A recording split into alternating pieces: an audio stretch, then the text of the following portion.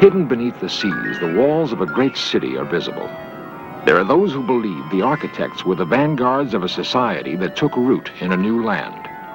Who built it and why are still unknown. Perhaps these ancients knew more of the world than modern men imagine. In any civilization, there are some who take risks, men who reach beyond safe borders.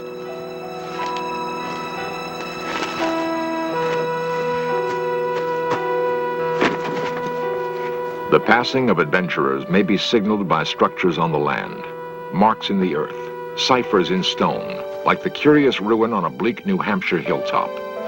It is called Mystery Hill. Who built it and why?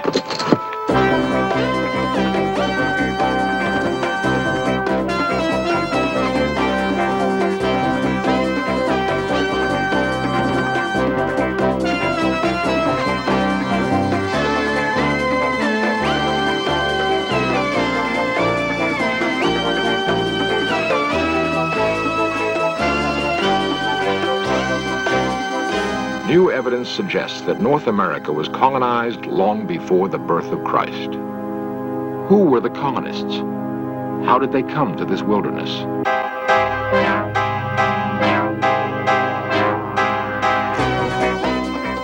This series presents information based in part on theory and conjecture. The producer's purpose is to suggest some possible explanation, but not necessarily the only ones, to the mysteries we will examine.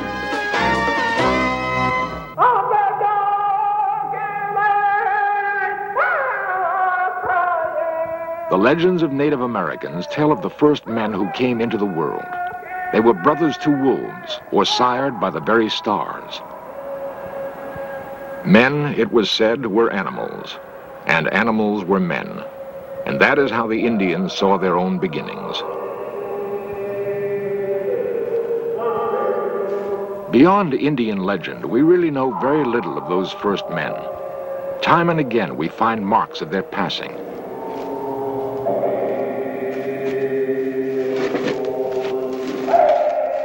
Who were they? Where did they come from? What drove them to probe the wilderness and build outposts? Too many traces have been left by early wanderers. They cannot be ignored or easily explained away. In scattered enclaves, a fragment of what had been built may survive.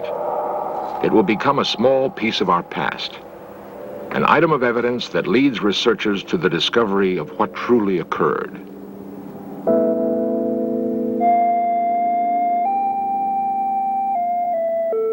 When 17th century Europeans colonized what is now New Hampshire, they found that someone had been there before them. At the time, no one thought much about the stone ruin near New Salem. They called the curious stone structure Mystery Hill and let it go at that. Mysterious it was, totally unlike anything else the Europeans would encounter in their settlement of North America. It would not be until 300 years had passed that investigators would begin to solve the riddle of Mystery Hill. Their research would challenge some cherished ideas about the past. It's easier to cling to traditional beliefs than accept the possibility that we really know very little about our past. But if new ideas are sometimes uncomfortable, they can also be exciting. In the past year, evidence has been uncovered which suggests that there was a highly civilized presence on the shores of America thousands of years ago.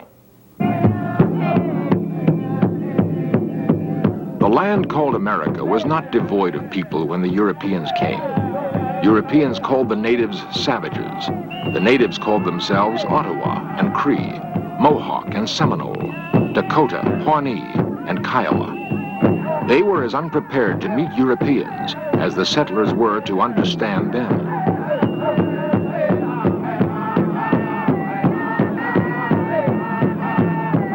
Whatever their common origin might have been, the Old and New World peoples had little in common.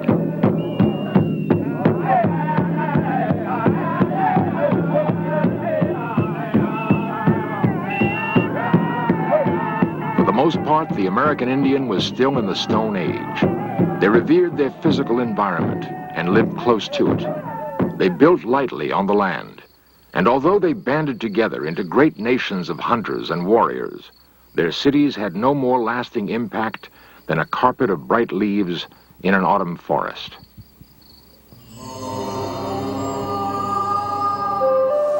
Mystery Hill is not in the manner of buffalo hide teepees. It was built to last. Indians of this region did not build in stone.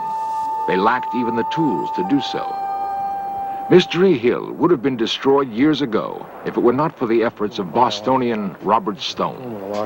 Stone bought up the ruin so that it could be preserved for scientific study and the enjoyment of tourists. Yeah. They would put the ashes in there, in other words. That's what we assume, yeah. Was this standing when you came here? Yes. Professor Hans Holzer has come to learn what Stone knows of the site. A noted author and student of antiquity, Holzer will attempt to answer the questions: who passed this way, and why?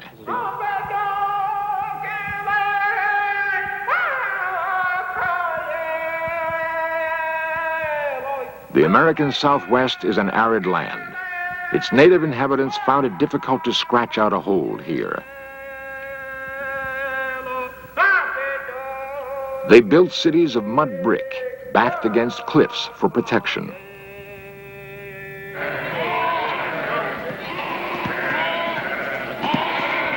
Life hasn't changed much for the inheritors of this land.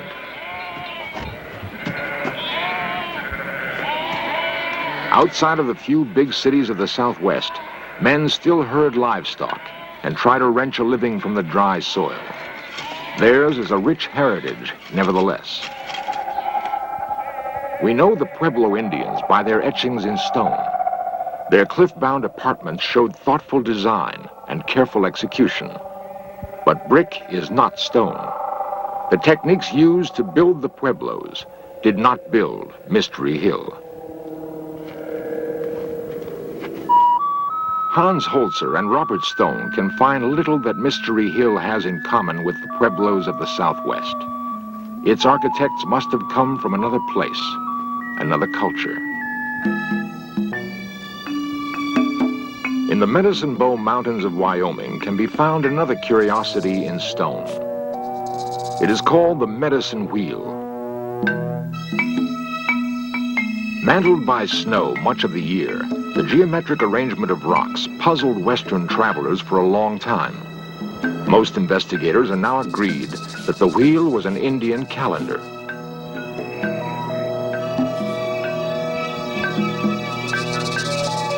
By the placement of stones, its makers could calculate the time remaining before the summer thaw.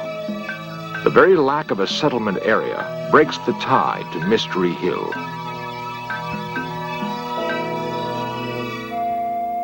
The long central lane at Mystery Hill is reminiscent of some walled-in streets of ancient Europe.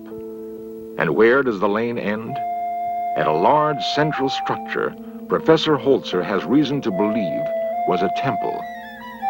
Again, a slender thread which may link Mystery Hill to the great cities of ancient Europe.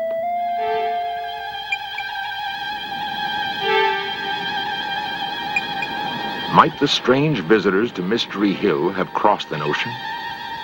We have evidence that Norsemen like Leif Erikson made epic voyages in the 10th century. Erikson was blown off course while making a passage to Greenland.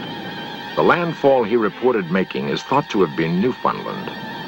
He likely touched the New World, but all evidence is that he had neither the charter nor the will to begin a colony.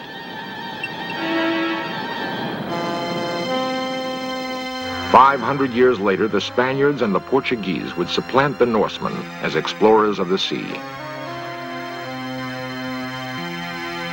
A leading navigator of the day was Christopher Columbus, who convinced the Spanish throne he could sail west to India.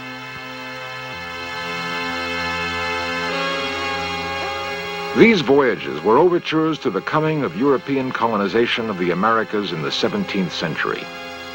It is certain, however, that there were ships capable of making ocean crossings long before the time of Columbus or Leif Erikson.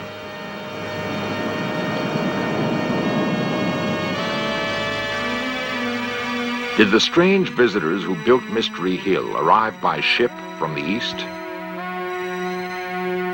And is this curious design on stone the random sign of a newcomer? Or is it the hull of a forgotten ship that turned its bow into the unknown centuries ago?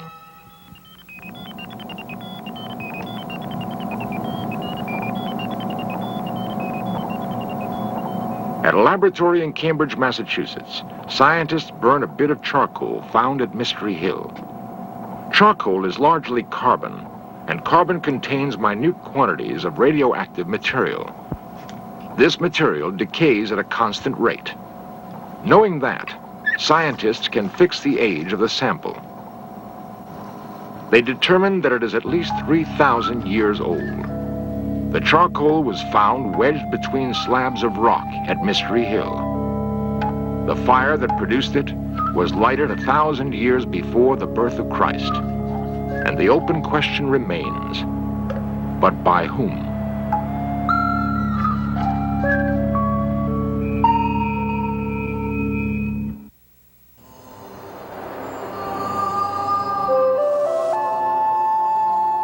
Mystery Hill, New Hampshire could not have been more aptly named.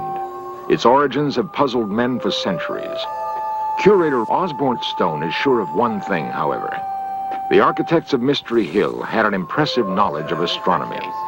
We're standing in the astronomical center of the site, and if you want a view to the true north, you'll see a large standing monolith out here. It's composed of 5 stones, one missing, that dates the site. Over to the east of us, we have a strange stone that's been on the wall for centuries that marks the summer sunrise. Now, if we look around to the southwest, we see the winter sunset stone. That was the first one that was found and kicked off this investigation. Stones that may have helped the strange visitors plot the seasons. They are substantial clues to the identity of the original Mystery Hill architects. The cultivation of expression. On the Salisbury Plain in England broods a more familiar example of the kind of time-keeping function monoliths appear to have had for the ancients. To this day, some who call themselves Druids gather at Stonehenge to mark the longest day of the year.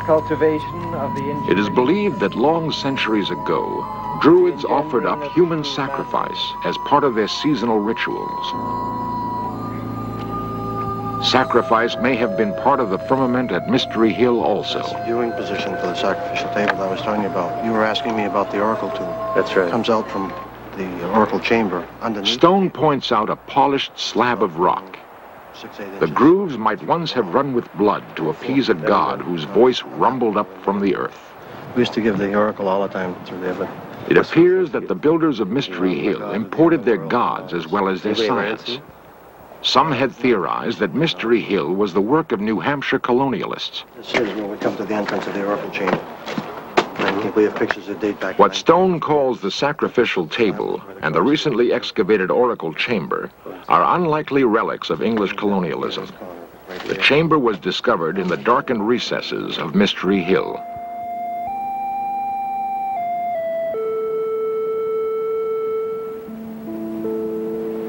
Professor Holzer has seen similar sacred grottos before, complete with speaking tubes to humble the faithful. The so-called oracle chamber had been the work of another society, a civilization where obedience to the Delphic voices was immediate and complete. The chamber was found not in America, but amid the ancient ruins of the Mediterranean. Holzer will need more than these similarities if he is to advance his theory about Mystery Hill's strange visitors.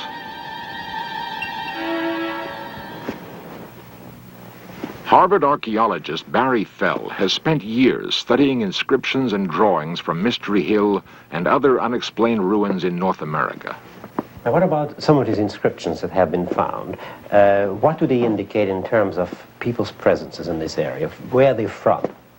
Well, they really tell us that America in ancient times was a melting pot of the races of Europe, just as it is today. Same peoples from all parts of Europe and North Africa, living together, even speaking their own languages side by side, and writing their own inscriptions and their own writing systems. What people came here? Basques from Portugal, Celts from Spain and Portugal, Phoenicians from Carthage and probably from Phoenicia itself in Syria, and ancient Egyptian traders too. Why do you think these people came here? Probably initially by accident. Fishermen, you know, the Portuguese people are wonderful deep-sea fishermen, and inevitably a fisherman is going to be blown away from land in a storm. A fisherman knows how to look after himself when he's blown out to sea, and in modern times very long voyages have been performed that way. So initially accidentally, later deliberately. Portugal's dorymen still ply the Atlantic in the kind of small but sturdy craft they've apparently used for centuries. That the ancestors of these fishermen were skilled sailors, few could dispute. Holzer doubts that a fisherman blown off course would attempt to build a city. He and Fell pursue another line.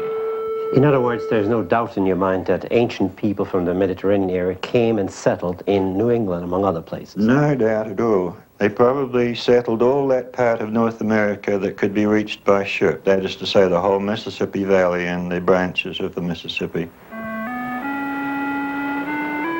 The Mediterranean. At one time, Knossos was her capital, a jewel-like city on the island of Crete.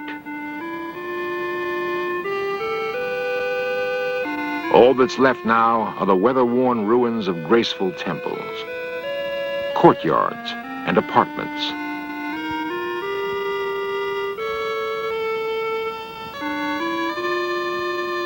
The people of this island were called Minoans. They were heirs to Phoenician sea kings who sailed here from what is now Lebanon. The Minoans loved music and art almost as much as they loved the sea. Even their architecture had a lyrical quality. The sea never seemed far from their thoughts.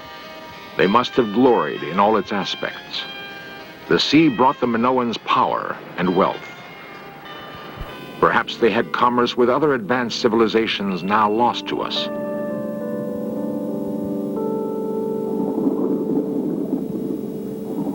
History records that there were catastrophic earthquakes in the Mediterranean basin around 1600 BC.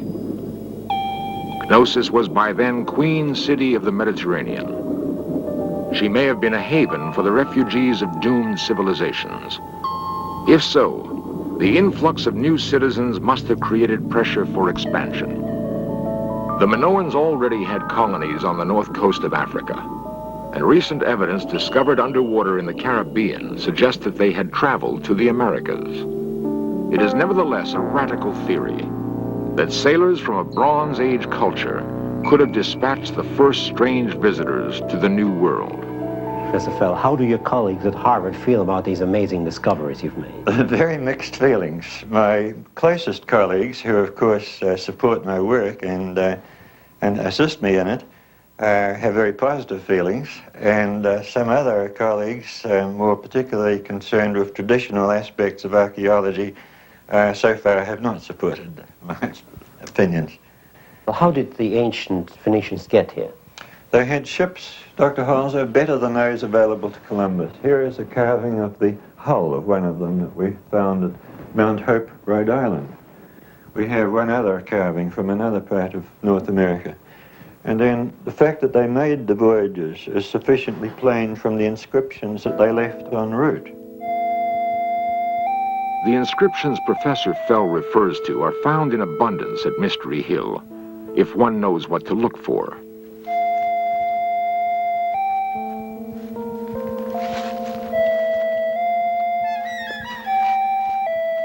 Osborne Stone, who assists his cousin Robert in preserving the site, points one out to Dr. Holzer. It has come to be called the G Stone. Holzer reads much more than a G on the weathered rock. To me, there's no question that this was written by people who spoke the ancient Phoenician language and used the Phoenician alphabet.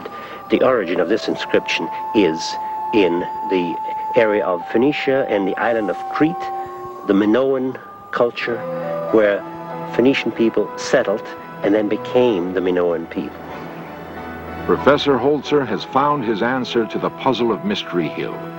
From a small island in the Mediterranean to a hilltop in New Hampshire, It must have been an incredible journey.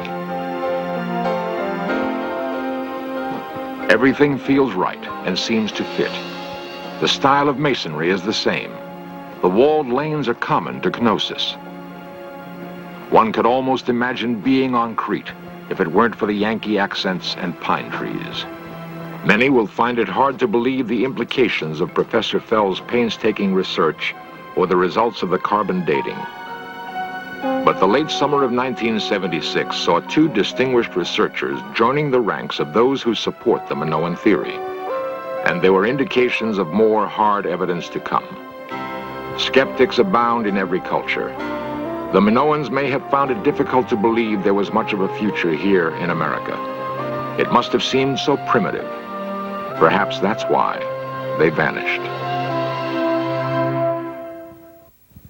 The same curiosity which may someday take us to the stars has apparently propelled mankind throughout its long centuries of wanderings on this planet. We have evidence now that America was known to great civilizations which had become dim memories long before the birth of Christ. Much of what those strange visitors knew may be lost to us forever. The coast of America we thought of as pristine until the 15th century may have in fact been a thriving outpost of ancient commerce and exploration. We can only guess. The record of Mystery Hill was ignored for hundreds of years. It tells us that the Phoenicians may not have been the first strange visitors to America, but that they were apparently the first to build a link between the old and new worlds. The link would be broken for reasons we cannot fathom yet. Centuries later, the old world would rediscover the new. This time, the link would hold.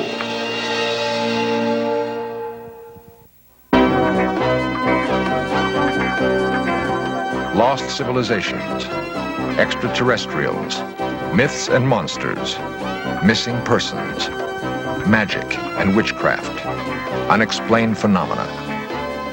In search of cameras are traveling the world, seeking out these great mysteries. This program was the result of the work of scientists, researchers, and a group of highly skilled technicians.